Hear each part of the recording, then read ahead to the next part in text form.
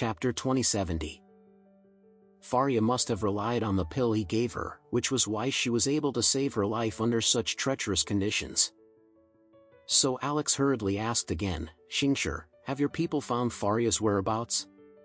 Xingshi shook her head and said, "They are currently tracking the traces left by Miss Adair, but they haven't found her location yet. However, I believe that if she is alive, they will definitely be able to find her."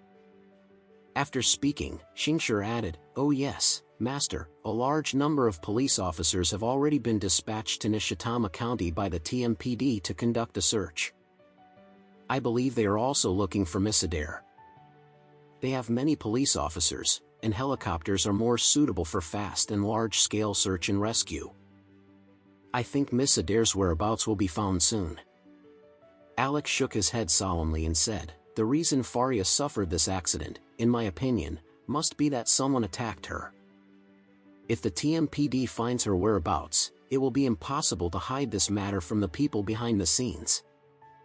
I'm afraid the other party will come back again." After that, Alex hurriedly asked, "Xingshi, is the helicopter ready?" Xingshi nodded and said, "It's on the helipad and ready to go." "Okay, rush to the scene of the incident as soon as possible." The helicopter soon roared into the air from Narita Airport, crossed half of Beijing, and flew straight toward Nishitama County. At this time, Nishitama County, which had always been quiet, suddenly became bustling. Thousands of police officers and special operations team members from the TMPD swarmed in, and several police helicopters circled the mountains with high-powered searchlights.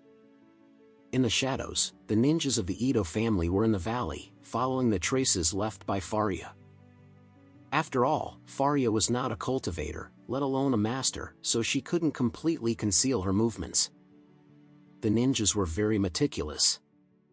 While tracking the traces left by Faria, they also ordered people to erase those traces little by little, ensuring that no one else could find any clues she left behind. Even if someone from the TMPD discovered the completely wrecked commercial vehicle, they wouldn't be able to determine whether she was dead or alive, thus preventing her from being discovered by others. The TMPD forces were dense on the ground, with police helicopters searching from the air, so it didn't take long for them to locate the commercial vehicle. Soon after, several police helicopters descended into the valley where the accident had occurred, and 20 to 30 special forces personnel carrying live ammunition rappelled down.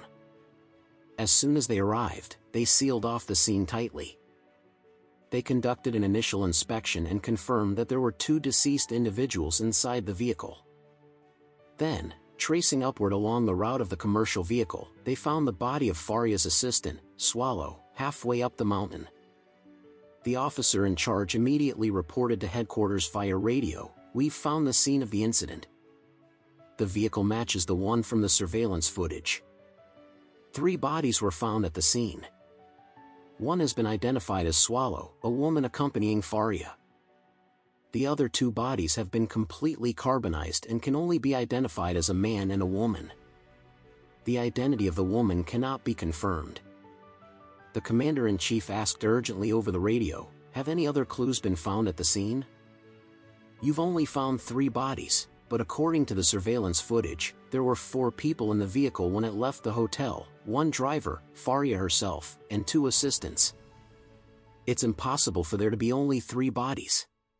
The Special Forces officer replied, "It's true that only 3 bodies were found. Judging from the severity of the accident, there were no survivors, and no signs of survival were found at the scene." The commander-in-chief said in a puzzled tone, "That's not right. 4 people got into the car, and only 3 are left after the accident. Where did the other one go?"